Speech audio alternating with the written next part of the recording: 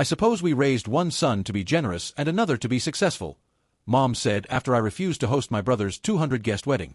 Original post. I never thought I'd be writing one of these posts, but I'm sitting in my home office at 2 a.m., unable to sleep after yet another family dinner that left me feeling completely hollow. I'm a 28-year-old civil engineer, and by most metrics, I've done well for myself. I graduated with honors, landed a position at a respected firm, and recently bought a house in a nice neighborhood. But according to my parents, I'm still not measuring up. My younger brother Jake is 25 and works at a car wash. There's nothing wrong with that.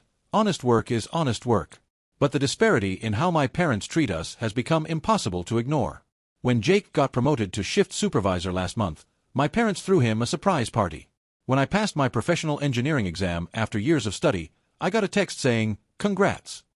When Jake bought a used motorcycle, they spent an entire Sunday admiring it and taking photos. When I designed a bridge that's now a key piece of city infrastructure, they changed the subject to ask about Jake's new girlfriend. The pattern has been consistent my entire life. Jake's C's in high school were showing improvement, while my A's were expected. His community college dropout was finding his path, while my engineering degree was just doing what you're supposed to do. His series of minimum wage jobs were gaining life experience, while my internships and career progression were nothing special. Last week, Jake announced he's getting married. His fiancée Sarah seems nice enough, though I've only met her twice. My parents are over the moon, already planning what they're calling the event of the century. Then came the kicker. They informed me, not asked, informed, that the wedding would be held at my house. My backyard, apparently, is perfect for an outdoor ceremony, and my home can easily accommodate the reception. When I asked about the guest list, my mother casually mentioned they're inviting 200 people. 200 strangers trampling through my home, using my bathrooms, potentially damaging my property. When I expressed concern about logistics and liability, my father's response was, "Don't be selfish, Marcus. Family helps family. Your brother doesn't have your advantages." Those advantages? I worked 2 jobs through college. I studied until my eyes burned. I took on student loans that I'm still paying off. I saved for years for my house down payment, living in a studio apartment and eating ramen to make it happen.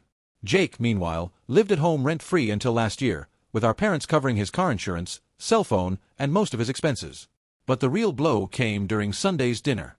After discussing wedding plans for an hour, during which no one asked my opinion once, my mother mentioned that Jake and Sarah would need somewhere to stay for a few months after the wedding while they get on their feet. She looked at me expectantly.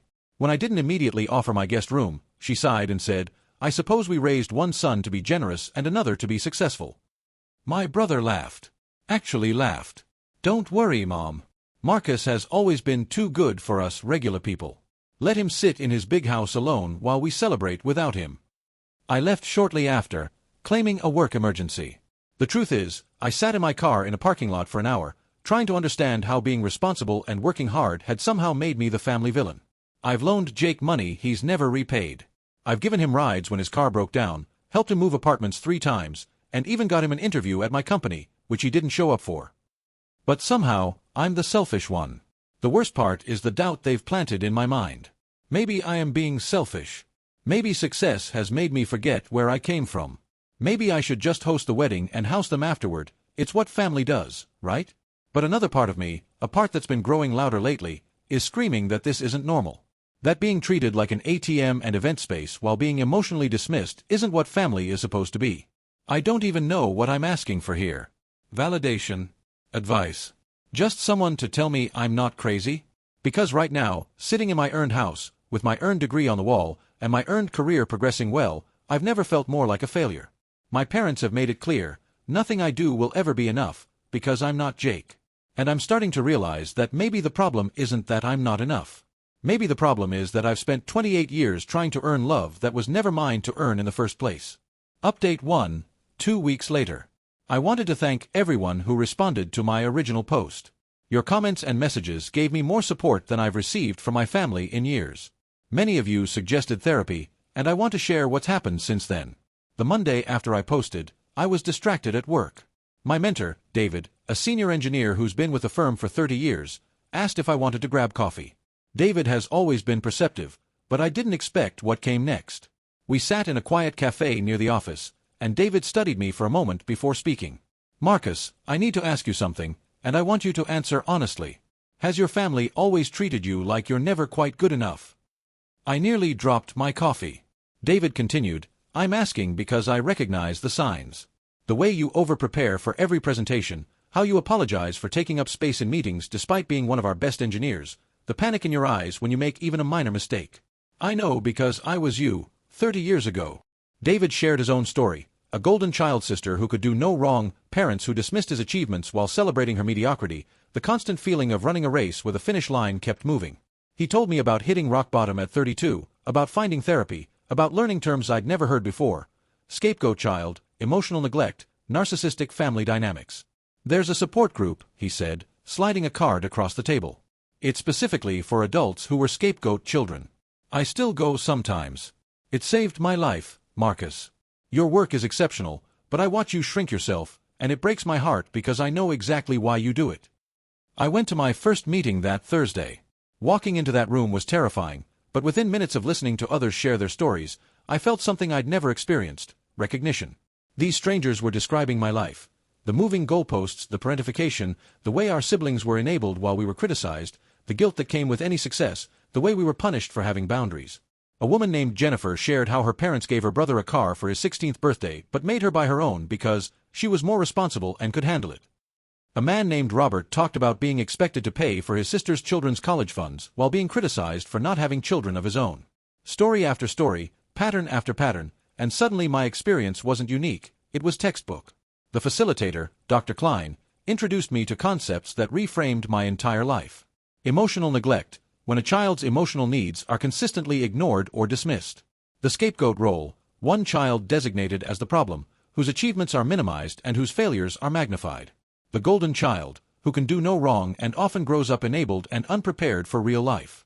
Enmeshment, when boundaries don't exist and saying no is treated as betrayal. I've attended 3 meetings now, and I'm starting individual therapy next week. The group has given me homework: practice saying no without justifying it, document the patterns of treatment, and most importantly, stop trying to earn love that should be freely given. Which brings me to the wedding situation. With the group support, I sent my parents an email, because phone calls always end with me caving.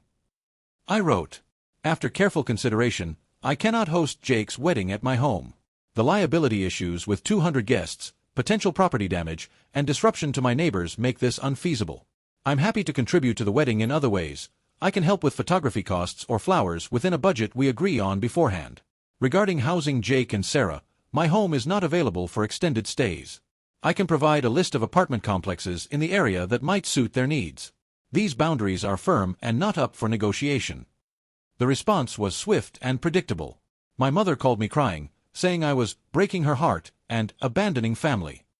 My father sent a text calling me disgraceful and saying he was disappointed in the man I'd become.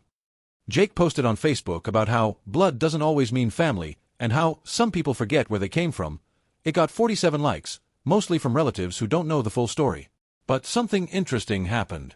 Sarah, Jake's fiancée, sent me a private message. Hi Marcus, I'm sorry about the pressure you're getting. I told Jake and your parents that 200 guests was too many and that asking to use your house wasn't appropriate, but they insisted you wouldn't mind. I hope we can find another solution. It was the first time anyone in this situation had acknowledged my position at all. The group has been teaching me about extinction bursts. When you set a boundary with someone used to violating it, their behavior often gets worse before it gets better. They're testing to see if enough pressure will make you cave. Dr. Klein says this is actually a sign the boundary is working. I'm not going to lie, this is hard. There's a part of me that wants to call my parents and apologize, offer my house, offer anything to make them love me the way they love Jake. But I'm learning that part of me is the traumatized child who learned that love was conditional on self-sacrifice. The adult me, the one who earned his degree and built his career and bought his house, knows better. I'm not hosting the wedding. I'm not housing my brother. And for the first time in 28 years, I'm not apologizing for having boundaries. Update 2, 6 weeks later. The past 6 weeks have been a revelation. I wanted to update everyone on what's happened since I held firm on my boundaries regarding the wedding. After my email, my family went silent for 2 weeks. The only contact was Jake unfriending me on social media and my mother's sister calling to tell me I was breaking my mother's heart. I used the phrase Dr. Klein taught me, I understand you're concerned, but this is between me and my parents. She hung up on me, but I didn't call back. Then Sarah reached out again. She asked if we could meet for coffee, Just the two of us. I was hesitant, but my therapist encouraged me to go, with the caveat that I could leave any time I felt uncomfortable. Sarah was already at the cafe when I arrived, and she looked exhausted. The first thing she said was, "Marcus, I owe you an apology. I've been with Jake for 2 years, and I'm just now starting to see how messed up your family dynamics are." She explained that she'd grown up in a normal family where achievements were celebrated equally and boundaries were respected. When she first met my parents, she thought their constant praise of Jake was just them being supportive. But as wedding planning progressed, she noticed things. How they'd tell stories about Jake's childhood that painted him as a perpetual victim and me as the villain. How they'd dismiss any mention of my career while treating Jake's car wash job like he was a CEO. How they spoke about my house like it was a family property, not something I'd earned myself. "The turning point," she said, "was when your mom said you were being selfish about the house." I asked her if Jake had ever offered to host anything at his apartment, and she looked at me like I'd suggested something absurd. She said, "Jake can't be expected to host things, he doesn't have Marcus's advantages." When I pointed out that you worked for those advantages, she actually said, "Well, things come easily to Marcus. Jake has to work harder for everything." Sarah had then made the mistake of pointing out that I had student loans while Jake lived at home for free, that I worked through college while Jake had his expenses covered. My mother's response? Marcus chose to make things harder for himself. We offered him the same support we give Jake, but he's always been too proud to accept help. This was news to me. I asked Sarah what help they claimed to have offered. Apparently, my parents have been telling people for years that they offered to pay for my college, but I refused because I wanted to prove I was better than everyone. The truth. They told me at 17 that college was my responsibility if I chose to go, while they paid for Jake's community college classes he never finished. Sarah continued, "The more wedding planning we did, the more I realized they expected you to pay for things. Your mom gave me a list of family members who will contribute, and you were down for the venue, catering costs, and honeymoon. When I asked if you'd agreed to this, she said, Marcus doesn't need to agree. He has plenty of money and family shares." But the real shock came when Sarah started questioning Jake about their relationship. She asked him why he was so comfortable taking advantage of me, and his response was revealing, "Marcus has everything easy. School came naturally to him, he got a good job without trying, he has a house. The least he can do is share with those of us who actually struggle." When Sarah pointed out that I worked hard for all of those things, Jake dismissed it. "Working hard is easy when you're naturally smart. I have to work twice as hard for half the results." Sarah told me she's been in couples therapy with Jake, trying to work through this before the wedding.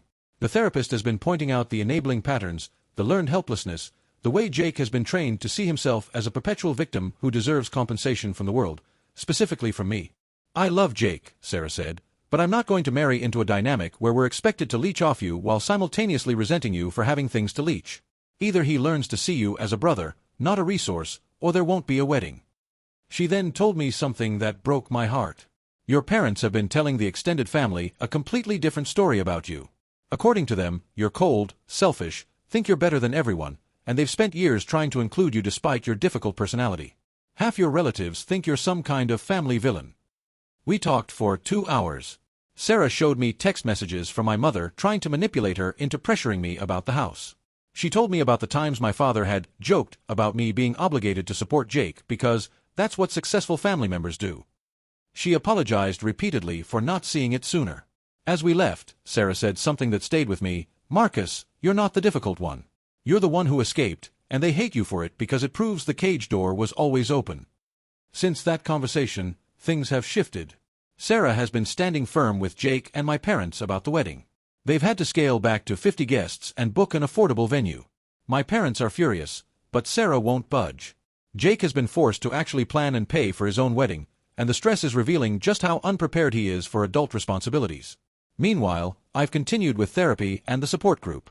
Last week, someone new joined, a woman whose story was so similar to mine it was eerie. As I listened to her describe her confusion and pain, I realized something. 6 weeks ago, I was her.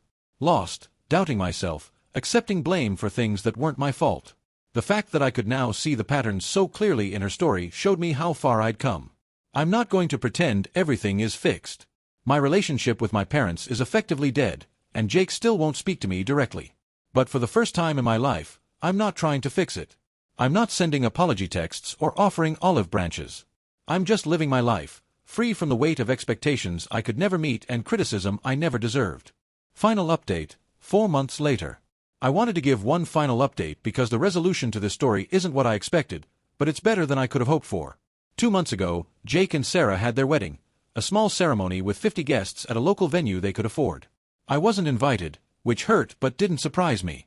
My parents told everyone I'd chosen to exclude myself from family events. I spent that day with my support group friends instead, and surprisingly, it was one of the best days I'd had in years. 3 weeks after the wedding, I got a call from Jake. Not a text, not an email through Sarah, an actual call. His voice was different, smaller somehow. "Marcus," he said, "I need to talk to you. Can we meet?" We met at a neutral location, a park halfway between our places. Jake looked exhausted, and he started talking before we even sat down.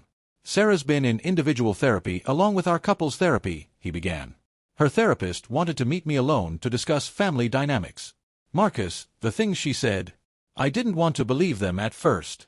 But she had me write down every story I could remember about our childhood, and then she had me analyze them from your perspective." He pulled out a notebook, pages filled with his handwriting. "Remember when I broke Dad's golf club and they blamed you because you should have been watching me? You were 7, I was 4. What 7-year-old is responsible for a 4-year-old's actions? Or when I failed algebra and Mom said it was because you made me feel stupid by being too smart. How is your intelligence responsible for my grades?" Jake continued through story after story, pattern after pattern. The therapist had made him examine why he felt entitled to my money, my house, my support. She'd asked him to list what he'd ever done for me in return. The list was empty. "She asked me," Jake's voice cracked, "what would happen if you died tomorrow? Not about grief, about practically. And I realized I wouldn't just lose a brother. I'd lose my safety net, my backup plan, my excuse for not trying harder. I've been treating you like a resource, not a person. Worse, I've been resenting the resource for existing." Jake told me about the past few months. How Sarah had refused to let my parents visit their apartment without calling first. How she'd insisted they create a budget and stick to it without expecting bailouts. How she'd made Jake confront the fact that at 25, he had no savings, no career plan, and no ability to handle basic adult responsibilities because he'd always assumed I'd catch him if he fell. "The wedding planning was a nightmare," he admitted. "Not because of the venue change, but because I actually had to do it myself. Mom and Dad kept saying you should pay for things, and Sarah kept asking, why? I couldn't give her an answer that didn't sound insane when I said it out loud. But the real breakthrough came when Jake started his own individual therapy. His therapist introduced him to the concept of the golden child trap, how being the favored child might feel good in the moment but ultimately cripples you for real life. Jake had never learned resilience because he'd never faced real consequences. He'd never developed competence because incompetence was rewarded with help.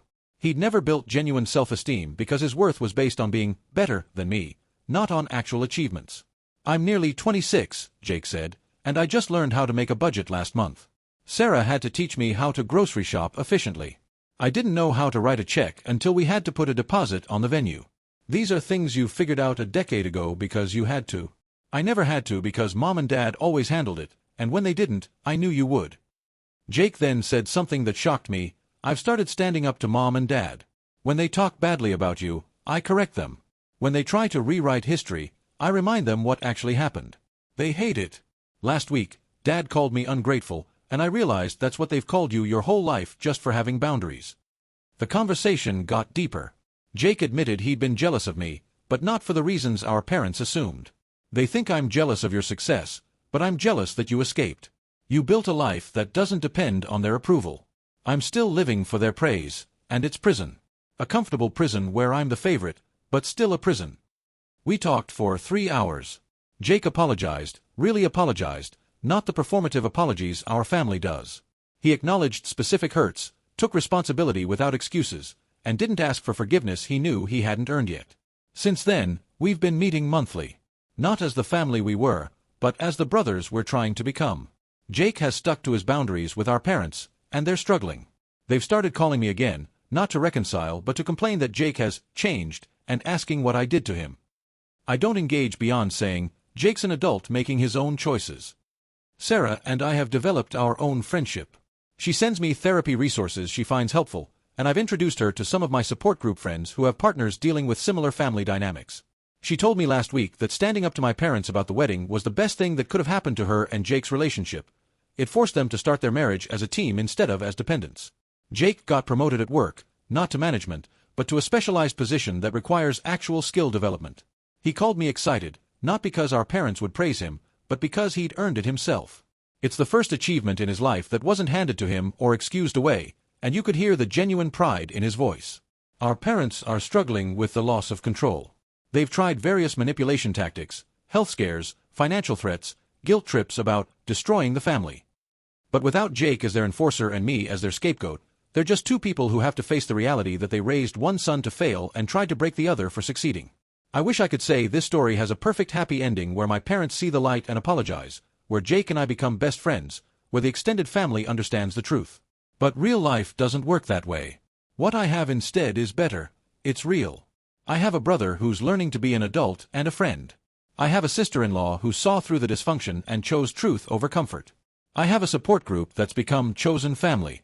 I have a therapist who's helping me unlearn 28 years of programming.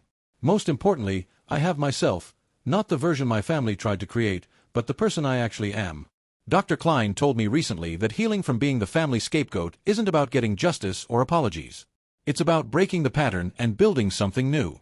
Jake and I might never have the brother relationship we could have had in a healthy family, but we're building something from the ashes of what was.